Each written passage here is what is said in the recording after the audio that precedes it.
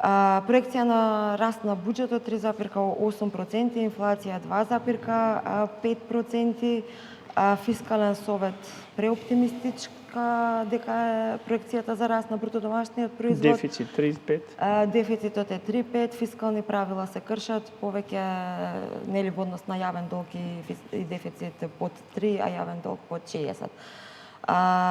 Кажете ми на што се темели ваков оптимизам во однос на тоа какви се резултатите, веќе сме при крај на година, од годинава? Овака, прво и основно таму е даден растот на GDP во рамки на буџетот на самиот старт пишува кои се проекциите за ова, за следната и за годините потоа, следните 2-3 години.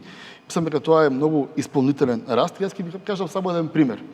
За да не навлеземе во дебата во која што немаме конкретни аргументи, но на пример ако ние имаме оставено финансиски систем и буџет кој што имал во просек 1,1%, а денес имаме измеѓу 3,5 и 3,8%, односно за 3,5 пати е качен тој бруто домашен производ, тогаш зошто 3,5 не би кажи че 0,2 да би имаме 3,7%, инаку јас лично мислам дека следната година ќе имаме и повеќе од 3,7%.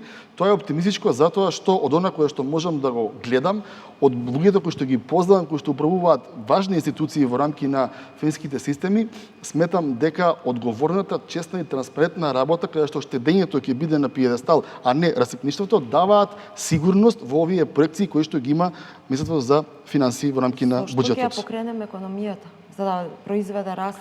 Економијата ја покриваме со повеќе гранки. Значи, прво имаме она кое што е клучно, како секоја друга економија во светот, а тоа е градежништвото и капиталните инвестиции, затоа што знаете дека градиме неколку автопати истовремено, а сега започнуваме со градба на уште еден автопат кој што води од Букојчани до Кичево, па што тоа ќе значи нова енергија.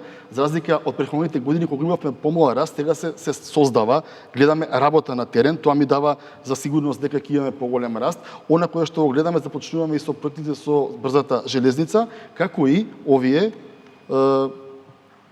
828 проекти од оние 250 милиони евра, кои што ги имавме како кредит земено од Унгарија, каде што во моментот имаме 13,9 милиарди се реализираат во рамки на проекти низ општините. Потоа имаме зголемен туризам и така натаму, но ова се главните работи кои што ми даваат дека бројката од 3,7 може да биде 3,9, а зошто не и 4%, бидејќи само во рамки на општините, покрај основните буџети кои што ги имаат општините ги помнат согласно Законот за локална самоуправа, ние имаме двата проекти кои што веќе никој не ги зборува, кои што никој не веруваше дека се реализираат, а се реализираат на терен. Имаме инекција од нови некаде околу 15 милиарди денари, така што според мене тоа е една многу остварлив раст. Ова ве прашав